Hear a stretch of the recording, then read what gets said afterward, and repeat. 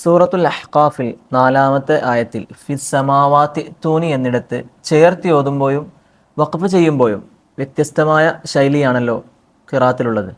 എന്താണ് ഇവിടെ ഇതിൻ്റെ നിയമാവശ്യം? ഇവിടെ ചേർത്തി ഓതുമ്പോൾ ഫിസ് സമാവാത്ത് ഇത്തൂനി എന്നും, എന്നാൽ വഖഫ് ചെയ്താൽ ഫിസ് സമാവാത്ത് ഈത്തൂനി എന്നാണ് ഓതേണ്ടത്. ഈത്തൂനി എന്ന പദത്തെ പറ്റി മനസ്സിലാക്കാം. ഈത്തൂനി എന്ന പദത്തിൽ തുടക്കത്തിൽ ഹംസത്തുൽ വസലുണ്ട്. ഹംസത്തുൽ വസലിന്റെ തുടക്കത്തിൽ കെസ്ർ നൽകിക്കൊണ്ട് ഇത്തൂനി എന്നാകും. അപ്പോൾ ഇവിടെ തുടക്കത്തിൽ രണ്ട് ഹംസകൾ അടുത്തടുത്ത് വന്നു.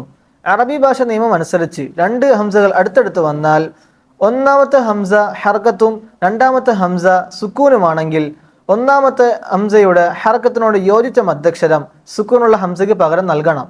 അപ്പോൾ ഇവിടെ ഈത്തൂനി എന്നാകും.